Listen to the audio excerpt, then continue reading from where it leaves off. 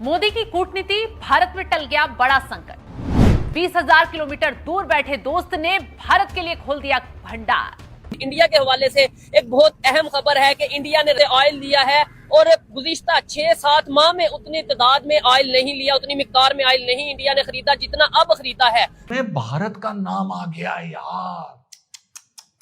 हाँ, ऑपोजिशन और 50-55 करोड़ लोग कह रहे होंगे इस देश के कि ये क्या कर दिया तूने, हमने तो तेरे लिए कितनी रीलें बनाई थी। जब दुनिया रो रही है तब भारत के प्रधानमंत्री नरेंद्र मोदी दिल्ली के साउथ ब्लॉक में बैठकर एक ऐसी बिसात बिछा रहे थे जिसने सुपर पावर अमेरिका तक को हिला कर रख दिया है कि मैं तो बहुत ही हैरान हो गया हूं। मैं हैरान इसलिए हो गया हूं कि और हमने कुछ नहीं किया है, कुछ नहीं किया है। लगता ऐसे है कि अमेरिका ने हमें एक मैसेज दिया है। अब सुनिए, मैं आपको बता रहा हूं क्या मैसेज है। बच्चों, मैसेज है, अगर तुमने डिफॉल्ट नहीं करना है, हमारी मदद चाहिए तो 2 शर्तें।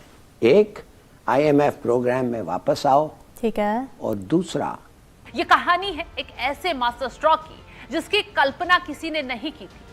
जब समंदर में आग लगी हुई है, स्ट्रेट हॉर्मुज के रास्ते पर बम बरस रहे हैं और भारत का 60% LPG आयात खतरे में है, तब भारत ने खाड़ी देशों पर निर्भर रहने के बजाय 20,000 किलोमीटर दूर बैठे एक ऐसे देश से हाथ मिला लिया है, एक ऐसे दोस्त से दोस्ती आगे बढ़ा ली है जिसे दुनिया इस खेल में भूल चुकी थी। जी हाँ, हम बात कर रहे हैं अर्जेंटीना की।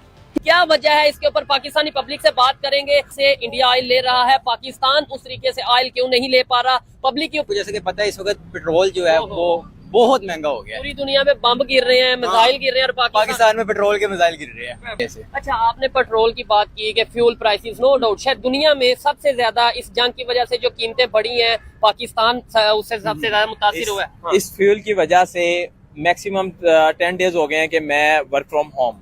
ठीक है, और ये आप नहीं है, बहुत से मेरे ख्याल से पाकिस्तान के जो जितने भी सरकारी इदारे हैं वो वर्क फ्रॉम होम ही चल रहे हैं। बिल्कुल ऐसे ही है। आपके ख्याल से पाकिस्तान पे इस पे क्या असर पड़ा, मतलब पेट्रोल की कीमतें जो बढ़ी हैं, और फिर दुनिया के दूसरे कंट्रीज में इतनी कीमतें क्यों नहीं बढ़ी? क्योंकि आप खासतौर पे अगर नेबर कंट्रीज की बात करें, नेबर कंट्री की बात करें, आप देखा जाए उन्होंने रशिया से ट्रेड की, इन्होंने इंडिया ने, ठीक है, और उन्होंने ऑयल लिया और उन्होंने बहुत ज्यादा मिकदार में ऑयल लिया। ठीक है, तो हमने क्यों नहीं लिया? अब ये तो हमें पता नहीं है। ये मैं बता देता हूँ कि हमारे पास उतनी रिफाइनरीज मौजूद नहीं है, हमारे पास वो टेक्नोलॉजी शायद मौजूद नहीं है कि हम रशियन ऑयल को यहाँ पर लाएं, रिफाइन करें और आगे पब्लिक को प्रोवाइड करें। शायद इस वजह से ऐसा हुआ और कहीं ना कहीं अमेरिका का शायद प्रेशर होगा।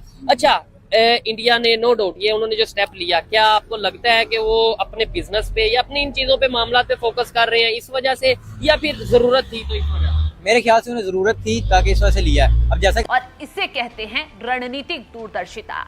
जब पश्चिम एशिया के देशों में मिसाइलें चल रही थी, तब अर्जेंटीना के बाहिया ब्लांका बंदरगाह से करीब 39 टन LPG भारत के तटों पर पहुंच चुकी। 5 मार्च को ही 11,000 टन का एक बड़ा शिपमेंट समंदर की लहरों को चीरता हुआ भारत की ओर बढ़ा था। अमेरिका और चीन जैसे देश हैरान हैं कि भारत ने इतनी लंबी दूरी, जो करीब 20,000 किलोमीटर की है, वहां से सप्लाई चेन को कैसे सुचारू रखा। आपने कंडेम नहीं करना, लोग प्रोटेस्ट करते हैं तो करते रहेंगे, उनका मैंने इसीलिए आपको बोला कि जो प्लेयर्स होते हैं, दुनिया के जो प्लेयर्स होते हैं, उनके एक्शंस बोलते हैं। जिन्होंने आवाजें उठानी होती हैं वो कराची में फायरिंग कर बोलते हैं। फर्क इतना है सिर्फ, और कोई बात मैं देखें, मैं आपको एक बात बताऊं। देखें कर्नल साहब, आपने कंडेम नहीं किया, बात खत्म, ठीक है ना जी। कोई ये आपका नजरिया हो सकता है, I can not dispute it. बिल्कुल आपकी मर्जी है। आपको वर्ड चाहिए थे, कि हमारा प्राइम मिनिस्टर ये बोले कि आई कंडेम दिस अटैक। आपको ये वर्ड आप ढूंढ रहे?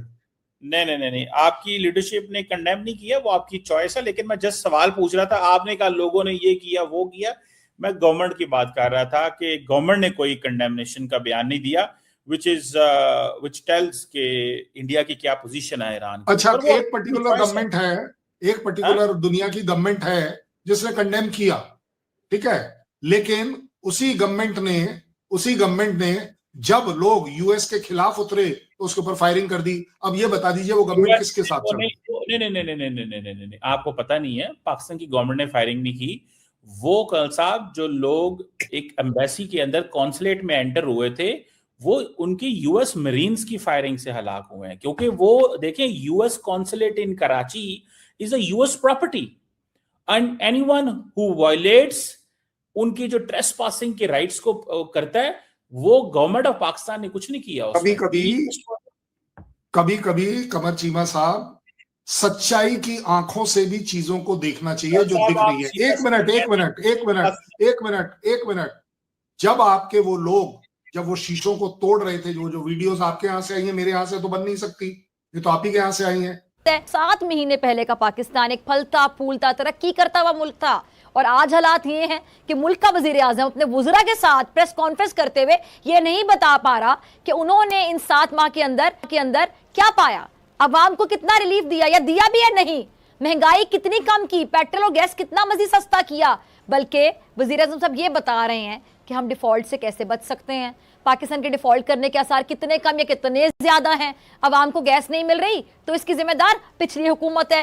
महंगाई मुकाओ मार्च करके इक़्तिदार में आने के बाद अगर कारकर्दगी परफॉर्मेंस ये है, तो फिर इससे साफ जाहिर होता है कि मकसद कभी भी अवाम को रिलीफ देना था ही नहीं। सीधी सीधी बात है, काउंसलेट के ऊपर वो झंडा यूएस का आप ही के यहाँ का हो सकता है, मेरे यहाँ का तो हो नहीं सकता, मैं ऑर्केस्ट्रेट कर नहीं सकता। एक सेकंड लगा देंगे। अगर वहां पर मेरीन्स फायरिंग कर रहे होते तो जनाब आपको लगता है जिस तरीके से उस काउंसलेट में आग लगाई गई, जिस तरीके से वो अटेम्प्ट किया जा रहा था खिड़की दरवाजों को तोड़ना, और उसके बाहर वाली साइड में आज के देखिए सबसे बड़ी बात यह है कि वो जो 25, 30, 40 आपके पुलिस वाले दिख रहे थे, आपको वो मरीन नजर आ रहे थे। क्यों हमने दर्शक कल साहब आपने थोड़ा सा, क्योंकि पढ़ने लिखने वाले बंदे हैं, थोड़ा सा गूगल कीजिएगा और जाके मैं गूगल क्यों करूं?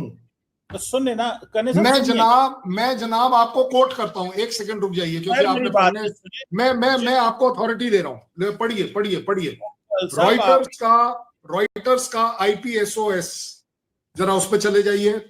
नेक्स्ट है 20,000 किलोमीटर से इंडिया के लिए एक ऐसी हेल्प आई है जिसने सबकी नींदें उड़ा दी हैं। क्या है ये पूरा माजरा? दोस्तों, भारत के लिए एक बहुत ही मैसिव अपडेट सामने आया है। जब दुनिया भर में एनर्जी क्राइसिस की बातें हो रही हैं, तब 20,000 किलोमीटर दूर बैठे इंडिया के एक ट्रू एलाई ने दोस्ती का फर्ज निभाया है। जैसे ये मदद इंडिया पहुंची, ग्लोबल मीडिया में हलचल मच गई है। एक्चुअली इंडिया में LPG फ्यूल की बढ़ती डिमांड को देखते हुए हमारे इंटरनेशनल पार्टनर्स ने सपोर्ट एक्सटेंड किया है।